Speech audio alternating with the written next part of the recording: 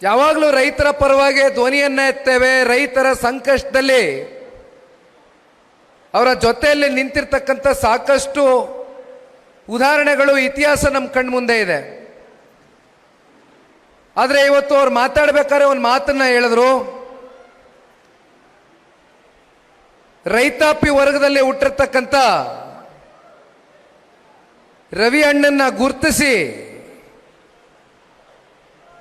ಪಕ್ಷದ ವರಿಷ್ಠರು, ಮಾಜಿ ಪ್ರಧಾನಮಂತ್ರಿಗಳು ಅವರಿಗೆ ಟಿಕೆಟ್ ಅನ್ನ ಕೊಟ್ಟು ಅವರಿಗೆ ಬೆನ್ನನ್ನ ತಟ್ಟಿ ಆಶೀರ್ವಾದವನ್ನು ಮಾಡಿ, ತದನಂತರ ಶಿಡ್ಲಘಟ್ಟ ತಾಲೂಕಿನ ಎಲ್ಲ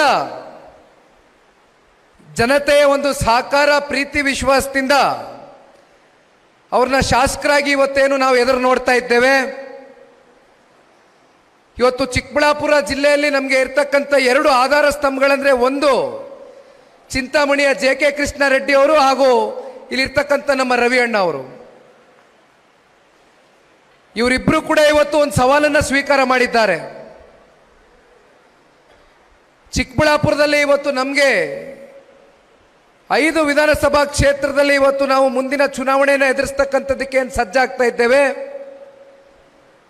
5 ವಿಧಾನಸಭಾ ಕ್ಷೇತ್ರದಲ್ಲಿ ಅತಿ ಹೆಚ್ಚು ಶಾಸಕರನ್ನ ಹೊಂದಬೇಕು ಅಂತಕ್ಕಂಥದ್ದು ಇದು ನಮ್ಮ ಪಕ್ಷದ ಮಾಜಿ ಶಾಸಕರು, ಹಾಲಿ ಶಾಸಕರ ಬೈಕೆ ಅಷ್ಟೇ ಅಲ್ಲ. ಪಕ್ಷವನ್ನ ಜಿಲ್ಲೆಯಲ್ಲಿ ಯಾವುದೇ ನಿರೀಕ್ಷೆಗಳಿಲ್ದಿರ, ಫಲಾಪೇಕ್ಷೆ ಇಲ್ದಿರ ಕಟ್ಟಿ ಬೆಳೆಸಿರ್ತಕ್ಕಂಥ ಸಹಸ್ರಾರು ಸಂಖ್ಯೆಯಲ್ಲಿ ಇವತ್ತು ನಿಷ್ಠಾವಂತ ಕಾರ್ಯಕರ್ತ ಬಂಧುಗಳು ಇವತ್ತು ಎದುರಿನಲ್ಲಿ ಕೂತಿದ್ದೀರಿ. ಮಂಚೇನಹಳ್ಳಿಯಿಂದನೂ ಇವತ್ತು ನಿರಂತರವಾಗಿ ನಮಗೆ ಸಂಪೂರ್ಣ ನಗರ ಪ್ರದೇಶದವರೆಗೂ ಹತ್ತತ್ರ 3 ರಿಂದ 4 ಕಿಲೋಮೀಟರ್ ಪಕ್ಷದ ನಿಷ್ಠಾವಂತರು, ಪಕ್ಷವನ್ನ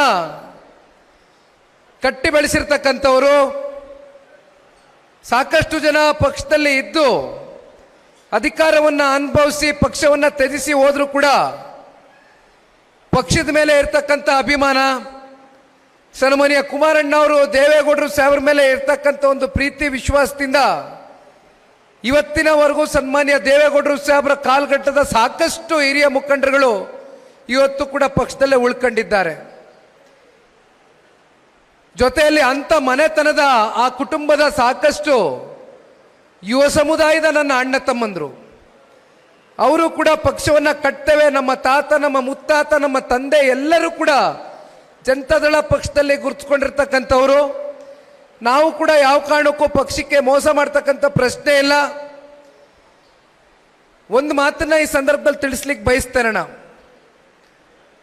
ವಿಶೇಷವಾಗಿ ನನ್ನ ಯುವ ಸಮುದಾಯದ ಅಣ್ಣ ತಮ್ಮಂದರಿಗೆ ಈ ಒಂದು ವಿಚಾರವನ್ನು ತಿಳಿಸ್ಲಿಕ್ಕೆ ಬಯಸ್ತೇನೆ.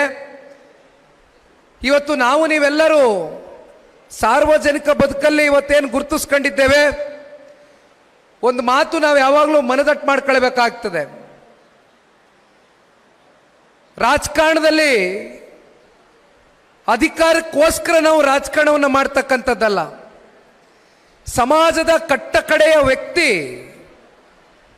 ಆತನಿಗೆ ಸಿಕ್ಕಬೇಕಾಗಿರ್ತಕ್ಕಂಥ ಸೌಲಭ್ಯಗಳೇನಿದೆ, ಸರ್ಕಾರದ ಕಡೆಯಿಂದ ಇರ್ಬೋದು, ಯಾವುದೇ ಆರ್ಥಿಕವಾಗಿ, ಸಾಮಾಜಿಕವಾಗಿ, ಶೈಕ್ಷಣಿಕವಾಗಿ ಆ ಕಟ್ಟಕಡೆಯ ವ್ಯಕ್ತಿ ಅವನಿಗೆ ಸಿಕ್ಕಬೇಕಾಗಿರ್ತಕ್ಕಂಥ ಸೌಲಭ್ಯದಿಂದ ಏನು ವಂಚಿತ ಆಗ್ತಾ ಇರ್ತಾನೆ, ಅಂತ ಒಬ್ಬ ವ್ಯಕ್ತಿಯ ಪರವಾಗಿ ಧ್ವನಿಯಾಗಿ ಕೆಲಸ ಮಾಡಬೇಕು.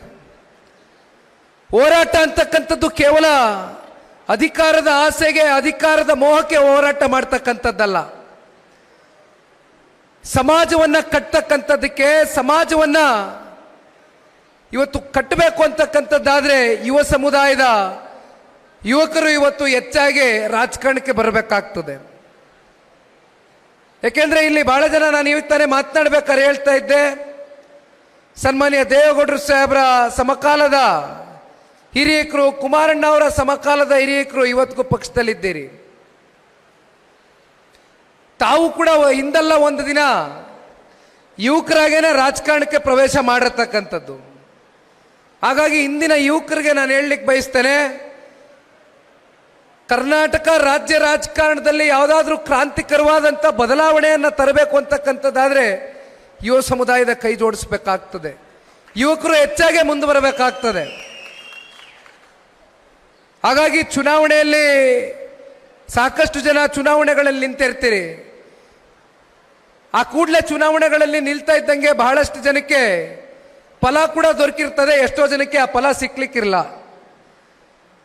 ಏನಪ್ಪ ನಮಗೆ ಚುನಾವಣೆಯಲ್ಲಿ ಫಲ ಸಿಕ್ಲಿಲ್ವಲ್ಲ ಅಂತಕ್ಕಂಥದ್ದು ಯಾರು ಕೂಡ ಆತ್ಮವಿಶ್ವಾಸ ಕಳ್ಕೊಳ್ಬಾರ್ದು. ನಾನು ಈಗ ತಾನೇ ಹೇಳ್ದಂಗೆ ನಮ್ಮಲ್ಲಿ ಒಂದು ದೃಢವಾದಂಥ ಸಂಕಲ್ಪ ಇರಬೇಕು, ನಮ್ಮ ಉದ್ದೇಶ ಸರಿ ಇರಬೇಕು.